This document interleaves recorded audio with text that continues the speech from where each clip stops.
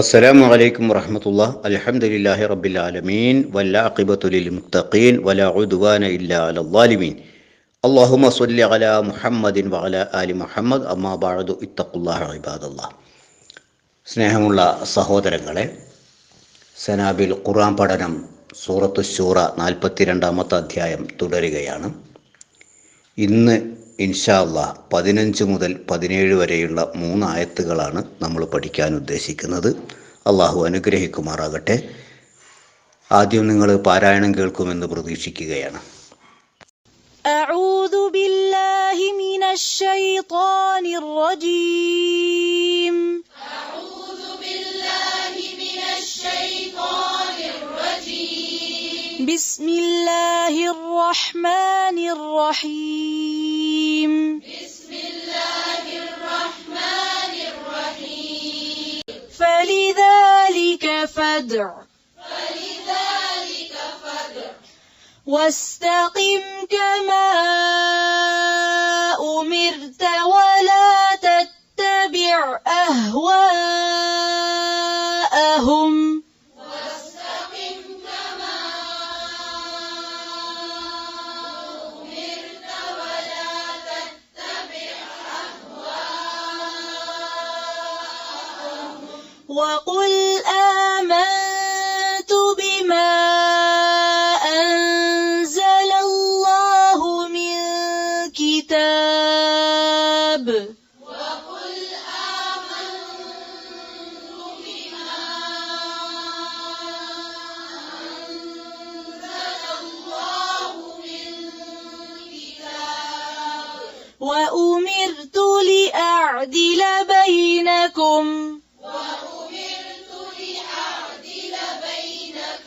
الله ربنا وربكم لنا أعمالنا ولكم أعمالكم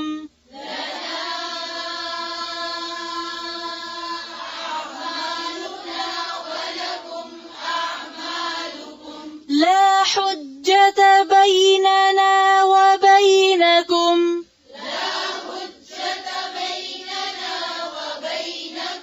الله يجمع بيننا وإليه المصير.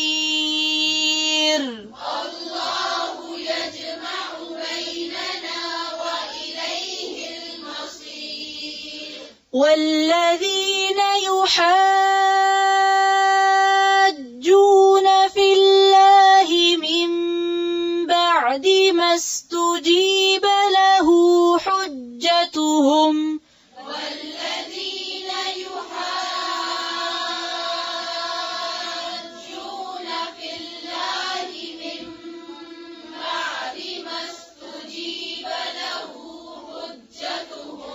ما استجيب له حجتهم داحضة عند ربهم وعليهم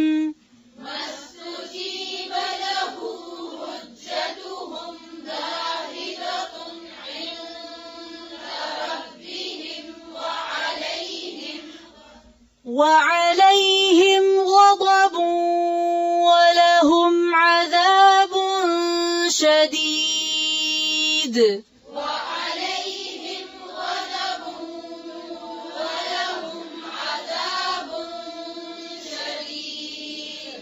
الله الذي أنزل الكتاب بالحق والميزان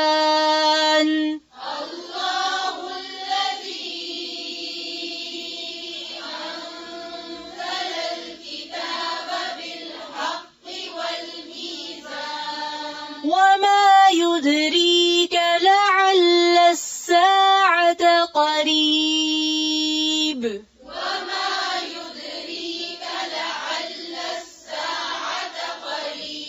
ഈ 3 ആയത്തുകളുടെ അർത്ഥം നമുക്ക് മനസ്സിലാക്കാം. ആദ്യമായി 15-ാമത്തെ ആയത്ത്, ഫലിദാലിക ഫദ്ഉ വസ്തഖിം കമാ ഉമിർത വലാ തത്തബിഉ അഹ്വാഅഹും وقل آمنت بما أنزل الله من كتاب وأمرت لأعدل بينكم الله ربنا وربكم لنا أعمالنا ولكم أعمالكم لا حجة بيننا وبينكم الله يجمع بيننا وإليه المصير. അപ്പോൾ ഈ 15-ാമത്തെ ആയത്ത് അള്ളാഹു ഓർമ്മപ്പെടുത്താം.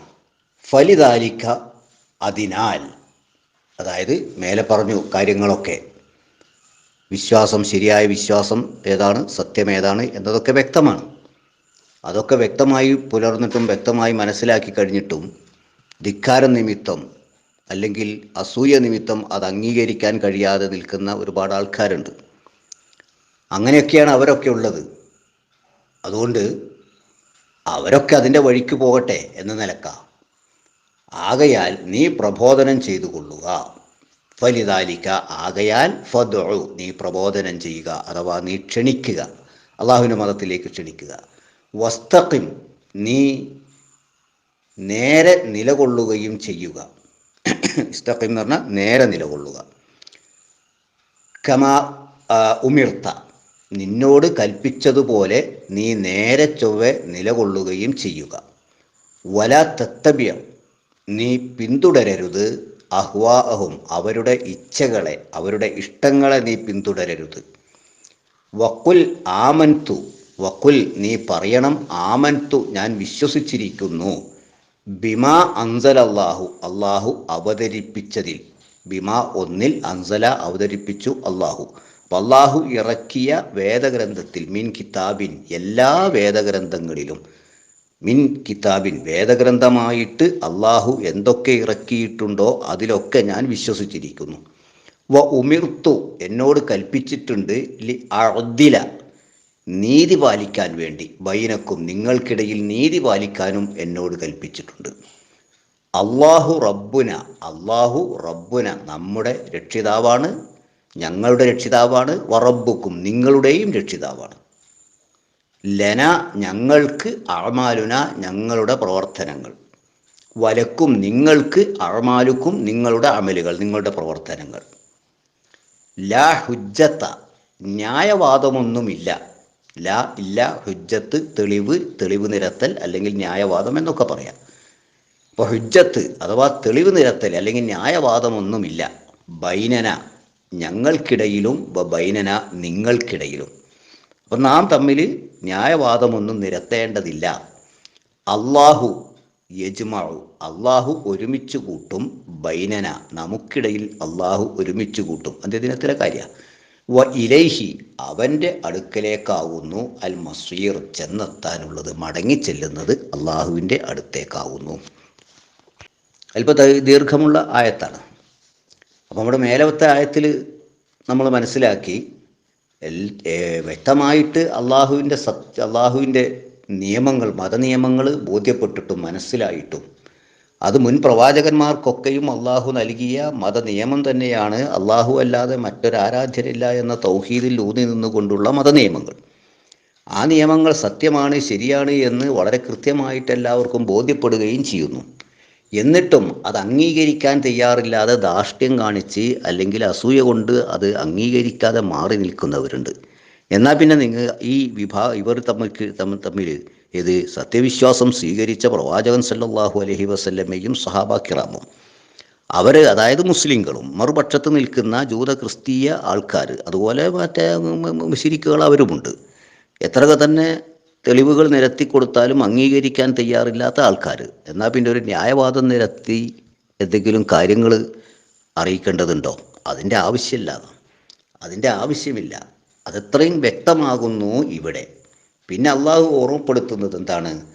ഇങ്ങനെ സംഗതികളൊക്കെ വളരെ വ്യക്തമായിരിക്കെ പിന്നെ ഫദ്ഉ വസ്തഖിം കമാ ഉമിർത്ത, നീ അള്ളാഹുവിൻ്റെ മതത്തിലേക്ക് ക്ഷണിക്കുക, അതുപോലെ തന്നെ നിന്നോട് എങ്ങനെ നിലകൊള്ളണമെന്നാണോ അള്ളാഹു കൽപ്പിച്ചിട്ടുള്ളത് അപ്രകാരം തന്നെ നീ നിലകൊള്ളുക.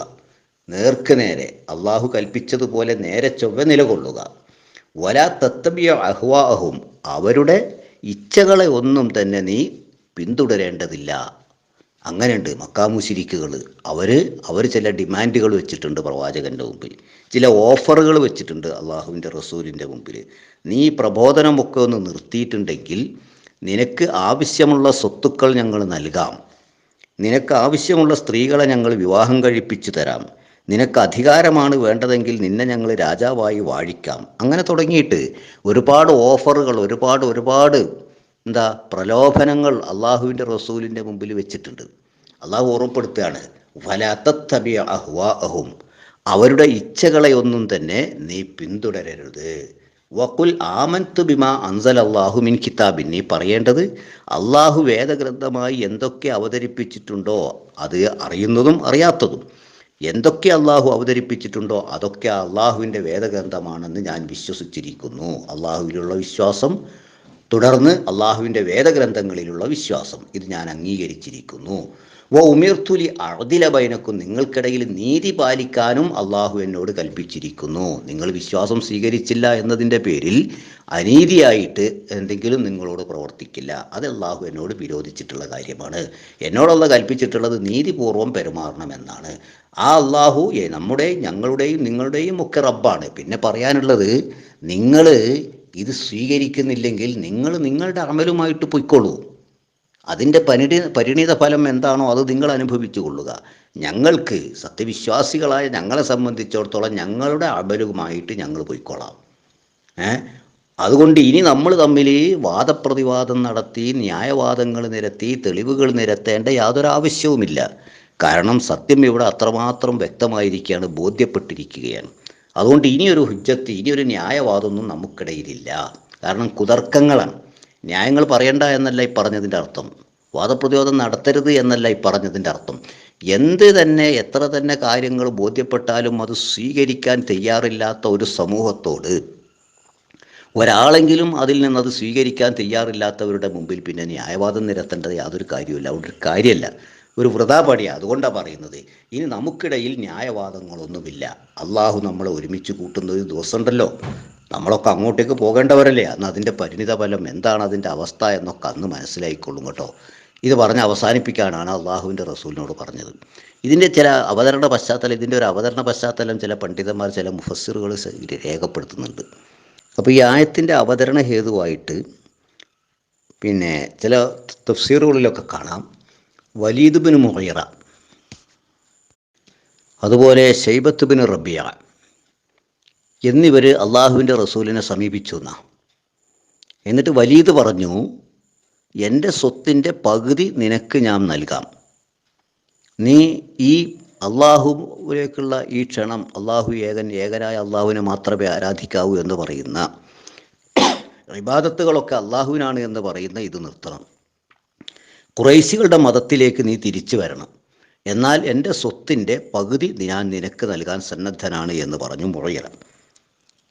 ശൈബ പറഞ്ഞു റസൂലുള്ളാഹിയുടെ മുമ്പിൽ, ഈ പറഞ്ഞ കാര്യം നീ അംഗീകരിക്കാൻ തയ്യാറാണെങ്കിൽ, അതായത് ഈ പുതിയ മതത്തിലേക്കുള്ള ക്ഷണം അവസാനിപ്പിച്ച് ഖുറൈശികളുടെ മതത്തിലേക്ക് നീ വരാൻ സന്നദ്ധനാണെങ്കിൽ എൻ്റെ മകളെ നിനക്ക് ഞാൻ വിവാഹം ചെയ്തു തരാം എന്ന് ശൈബയും പറഞ്ഞു.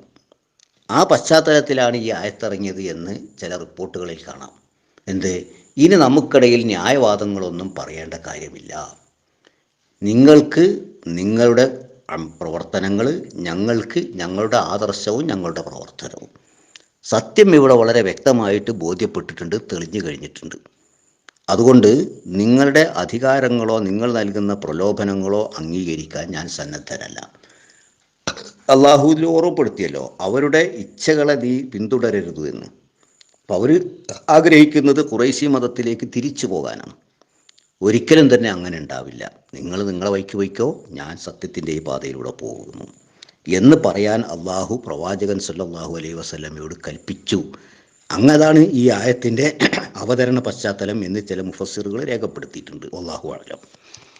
16-ാമത്തെ ആയത്ത്, വല്ലദീന യുഹാജ്ജൂന ഫില്ലാഹി മിൻ ബഅദി മസ്തുജീബ ലഹു ഹുജ്ജതുഹും ദാഹിളത്തും ഇൻദ റബ്ബിഹിം വഅലൈഹിം ഗളബും വലഹും അദാബുൻ ശദീദ്.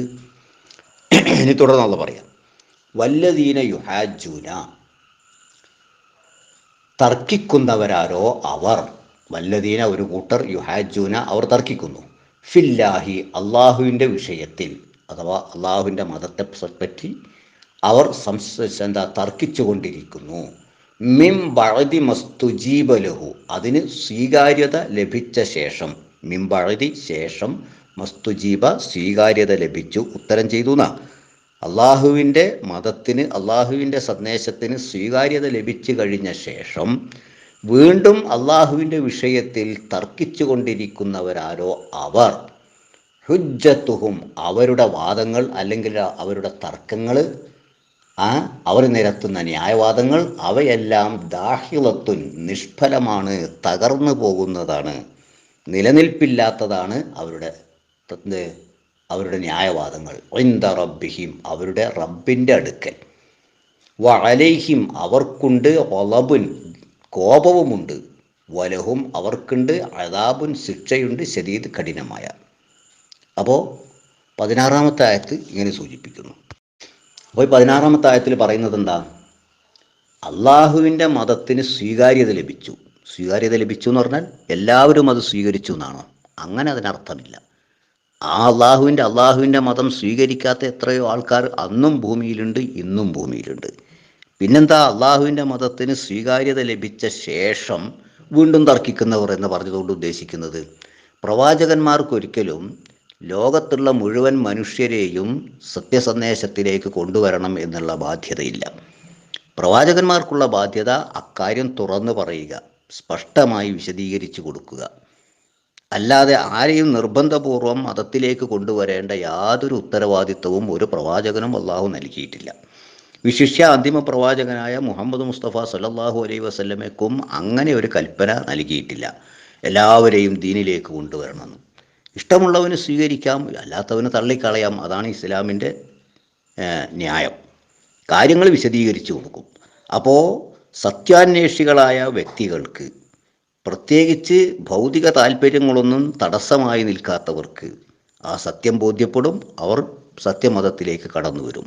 അപ്പോൾ സത്യാന്വേഷികൾക്ക് ബോധ്യപ്പെട്ടാൽ അതുതന്നെയാണ് അള്ളാഹുവിൻ്റെ മതത്തിന് സ്വീകാര്യത ലഭിക്കുക എന്ന് പറഞ്ഞതുകൊണ്ട് ഉദ്ദേശിക്കുന്നത്. അല്ലാതെ എല്ലാവരും അത് ഉൾക്കൊണ്ടു എന്നർത്ഥത്തിലല്ല. അത് ഉൾക്കൊള്ളാൻ പാകത്തിൽ കാര്യങ്ങൾ വ്യക്തമാണ്, സത്യാന്വേഷികൾ അത് സ്വീകരിക്കുന്നുണ്ട്, അവരത് സന്നദ്ധരുമാണ്. അത് നമ്മൾ ചരിത്രത്തിൽ കണ്ടതാണ്. ഒന്നായിട്ട് കൂട്ടമായിട്ട് ഇസ്ലാമിലേക്ക് ഒഴുക്കായിരുന്നല്ലോ ഫത്ഹ് മക്കയോടുകൂടെ. ഇസ്ലാം പ്രകടമാണ്, വ്യക്തമാണ്, കാര്യങ്ങളൊക്കെ എല്ലാവർക്കും ബോധ്യപ്പെട്ടു കഴിഞ്ഞിരിക്കുന്നു. അങ്ങനെയൊക്കെ ആയിക്കഴിഞ്ഞ ശേഷം പിന്നെ ഈ ന്യായവാദങ്ങൾ നിരത്തി, തെളിവുകൾ നിരത്തി, അതിൻ്റെ ഒന്നും ഒരു ആവശ്യമില്ല. അങ്ങനെ ചെയ്യുന്ന കുറേ ആൾക്കാരുണ്ട്, അവരുടേതായ ദുർന്യായങ്ങൾ വെക്കുന്നവർ. അവരെ പറ്റിയാണ് പറയുന്നത്. ആ ദുർന്യായങ്ങളൊക്കെ നാളെ പരലോകത്ത് ചെല്ലുമ്പോൾ അള്ളാഹുവിൻ്റെ മുമ്പിൽ തകർന്ന് തരിപ്പണമായി പോകും. ഇപ്പം നമ്മൾ സാധാരണ കാണുന്നതാണ്. അള്ളാഹുവിൻ്റെ ഏകത്വത്തിന് പ്രാർത്ഥനകൾ, ആരാധനകൾ, നേർച്ചകൾ, അതെല്ലാം ആരാധന എന്തൊക്കെയുണ്ടോ അതൊക്കെ ഏകനായ അള്ളാഹുവിന് മാത്രമേ സമർപ്പിക്കാവൂ എന്നത് വിശുദ്ധ ഖുർആനിൻ്റെ നസ്സായ കാര്യമാണ്. നിരവധി ആയത്തുകളിലൂടെ അള്ളാഹു അക്കാര്യം മാനവരാശിയെ ബോധ്യപ്പെടുത്തിയിട്ടുണ്ട്. എന്നിട്ടും ദുർന്യായങ്ങൾ നിരത്തി വെക്കുകയാണ് അവർ. അള്ളാഹു പറയുന്നത് അത്തരത്തിലുള്ള ന്യായവാദങ്ങളൊക്കെ ഉണ്ടല്ലോ, അതൊക്കെ അള്ളാഹുവിൻ്റെ അടുക്കൽ തകർന്ന് തരിപ്പണമായി പോകും. അത്തരക്കാർക്ക് അള്ളാഹുവിൻ്റെ കോപവും അവൻ്റെ കഠിനമായ ശിക്ഷയും ഉണ്ടായിരിക്കും. 17-ാമത്തെ ആയത്ത്, അല്ലാഹുല്ലദീ അൻസലൽ കിതാബ ബിൽ ഹഖ് വൽ മീസാൻ വമാ യുദ്രീക ലഅല്ല സ്സാഅത ഖരീബ്. അല്ലാഹു അല്ലദീ അവനൊരുത്തനാണ്, അൻസല അവൻ ഇറക്കിയിട്ടുണ്ട്, അൽ കിതാബ വേദഗ്രന്ഥത്തെ അവൻ ഇറക്കി, ബിൽ ഹഖ് സത്യപ്രകാരം വേദഗ്രന്ഥത്തെ ഇറക്കിയവനാണ് അള്ളാഹു. വൽ മീസാൻ തുലാസും അവൻ ഇറക്കിയിട്ടുണ്ട്. തുലാസ് പറഞ്ഞാൽ ശരിയും തെറ്റും വേർതിരിച്ച് മനസ്സിലാക്കാൻ കഴിയുന്ന, അല്ലെങ്കിൽ തൂക്കി കണക്കാക്കാൻ കഴിയുന്ന, ശരിയേത് തെറ്റേത് എന്ന് വേർതിരിക്കാൻ കഴിയുന്ന സംവിധാനം. അതാണ് ഇവിടെ മീസാൻ കൊണ്ട് ഉദ്ദേശിക്കുന്നത്. അല്ലാതെ ഇവിടെ ഭൗതിക രൂപത്തിലുള്ള നമ്മൾ അളക്കാൻ അല്ലെങ്കിൽ തൂക്കാൻ ഉപയോഗിക്കുന്ന ഒരു മീസാൻ അല്ല ഇവിടെ ഉദ്ദേശിച്ചിട്ടുള്ളത്. ശരിയും തെറ്റും വേർതിരിച്ച് മനസ്സിലാക്കാൻ പര്യാപ്തമായ വിധത്തിൽ ഒരു തുലാസ് അല്ലെങ്കിൽ വേർതിരിക്കാൻ പറ്റുന്ന ഒരു സംവിധാനം പടച്ച റബ്ബ് ഇവിടെ വെച്ചിട്ടുണ്ട്. അപ്പോൾ ന്യായം ഏതാണ്, അന്യായം ഏതാണ്, ഹക്ക് ഏതാണ്, ബാത്തിൽ ഏതാണ്, ശരി ഏതാണ്, തെറ്റേതാണ്, നല്ലതേതാണ്, മോശപ്പെട്ടതേതാണ്, ഇത് ഏത് ബുദ്ധിക്കും മനസ്സിലാക്കാവുന്നതേ ഉള്ളൂ. അത്രയും വ്യക്തമാണ് ഇവിടെയുള്ള കാര്യങ്ങളൊക്കെ. തുടർന്ന് പറയാം, വമായുദിരീക്ക, നിനക്കെന്തറിയാം, ലഅല്ല ആയേക്കാം, അസ്സാഅത്ത അന്ത്യദിനം കരീബ് അടുത്ത് തന്നെ സംഭവിച്ചേക്കാം, നിനക്കറിയുമോ എന്ന്. അപ്പോൾ ഇവിടെ അള്ളാഹു ഓർമ്മപ്പെടുത്തുന്നത് സത്യത്തോടുകൂടെ സത്യപ്രമാണമായ വിശുദ്ധ ഖുർആൻ ഇറക്കിയ, സത്യപ്രകാരം വേദഗ്രന്ഥം ഇറക്കിയവനാണ് അള്ളാഹു. ഒപ്പം തന്നെ ശരിയും തെറ്റും തിരിച്ചറിയാനുള്ള ചിന്തിച്ച് മനസ്സിലാക്കാൻ പര്യാപ്തമായ ഒരവസ്ഥയും പടച്ചറബോടെ വച്ചിട്ടുണ്ട്. അപ്പോൾ സ്വാഭാവികമായും മക്കാ മുശ്രിക്കുകൾ ചോദിക്കുന്ന ഒരു ചോദ്യമുണ്ട്. സാധാരണ ഒരു സ്ഥിരം ചോദ്യമാണ് മക്കാ മുശ്രിക്കുകൾക്ക്.